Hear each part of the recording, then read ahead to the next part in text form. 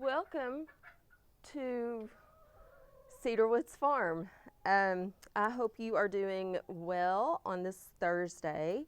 Carl wanted to be on the show again, so here she is. We are going to make a drink from 1969. It's that old. And I will explain why it is called the Moonwalk. And I said it's really old because that's the year I was born. It involves champagne, which is a favorite, grapefruit juice. I had this left over from when we made palomas the other day. You need a shaker of ice. You need a chilled glass. You need 2 ounces of orange liqueur, and I just didn't want to lug the Patron bottle up here, so that's what that is. And then you need 3 drops of rose water, which I don't know who has that sitting around their house. I certainly don't. So I brought a couple drops of elderflower liqueur, which I don't know, I guess who has that sitting around their house, and I do. It's actually really good with champagne.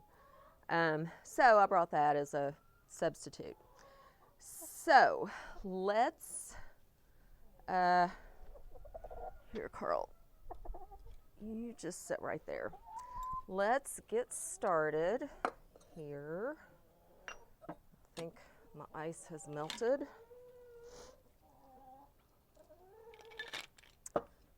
Okay.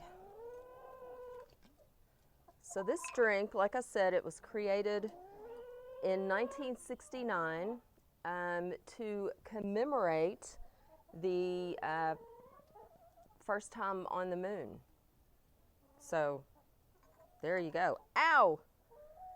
It was, okay, I'm putting in 2 ounces of grapefruit juice. This was the first drink that Neil Armstrong and Buzz Aldrin sipped upon their return to Earth. So, bet you didn't know that. The Moonwalk. Okay, now I'm putting in 2 ounces orange liqueur, 3 drops of rose water if you have it, elderflower liqueur if you don't. Look what I brought today, and I sneaked it in before anybody could eat it.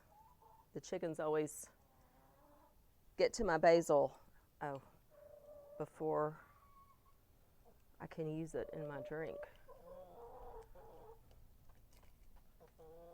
So Mother's Day, Sunday, it's going to be kind of sad just because I won't be able to hug my mama, but she knows I love her. I'll hug her eventually. All right, so you want to shake what you got. Shake it like your mama taught you. You know what that means.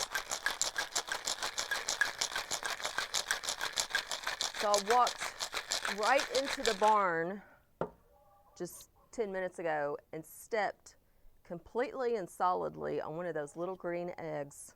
You know, the ones I love so much. All right, now this is actually enough for 2 drinks. So what I told you, the 2 ounces of orange, 2 ounces of grapefruit is 2 drinks. So I'm not going to pour all this in because then I wouldn't have room for the wonderful wonder that is the champagne. Champagne. Can we just take a minute and talk about champagne? It's like the younger, cuter cousin of wine. You know, like you go to a party and everybody's like, oh, where's your sweet cousin? You know, the bubbly, effervescent one. She gets along with everybody, just mixes right in. If we're celebrating, that's who we want, is that little sweet cousin, right?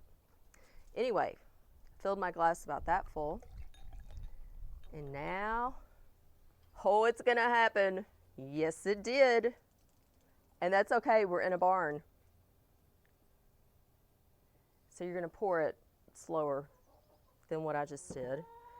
And then, it's a nice color too. It's springy. You wanna smack your basil, just to kind of gets all the smells happening. Oh, that's really good. It's very subtle. I mean, you can taste all the goodnesses. Like, you don't drink this and you know, go, oh yeah, that's got orange liqueur, or oh, that's got elderflower. Oh, is that right? Elderflower, yeah. Yeah, it's very subtle, very nice. Okay, the Moonwalk. So, 1969.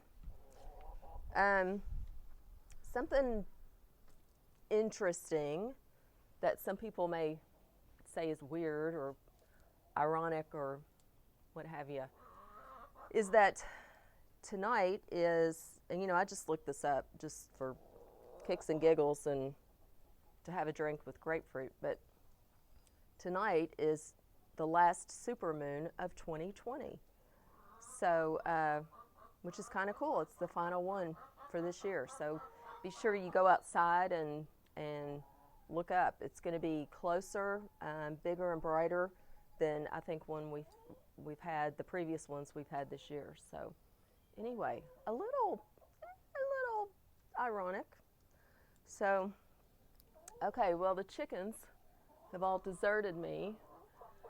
I do want to go into the barn and show you the one chicken that I told you we talked about yesterday. She's gone broody just this week and is setting on, when I checked this morning, nothing. There's no eggs under her.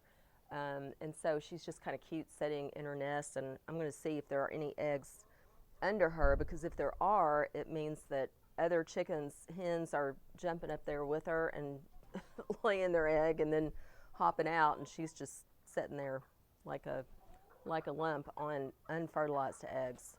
So let's go take a look at her, and then we'll come and let these chickens out.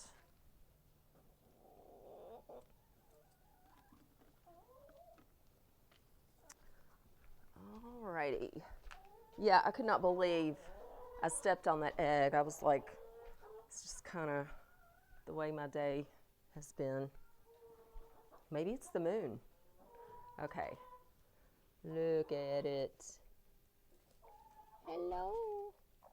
Oh, hello. Do you have any eggs? Oh. Oh, I see one. I feel two. Is that it? Okay, you realize you're just sitting there wasting your life. Do we need to have a talk about it? All right, Carl. So, you know, like I said yesterday, you really can't do anything. I mean, I'm not gonna like make her get off the nest or whatever. Why would I just be a a-hole about it? She can do what she wants. But it's very interesting, the instinctive drive, I guess, that they have. I kind of love that. Okay, and then here are the eggs that I've gotten today. Here's something weird too. They've got these 4 boxes. They never lay an egg in that one. Like, what is up with that? I don't know. Oh, and then here is the sad egg that I stepped on. Betty, why didn't you tell me? Okay. Bob, what are you doing? I can't wait till these guys have all their feathers. It's happening, look. You see the green? All right. Okay. Okay, here we go. It's a mass exodus. Little man's always last out. Such a gentleman. Such a gentleman.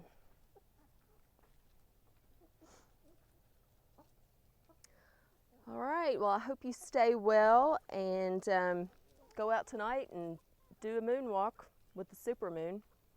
Thanks for joining.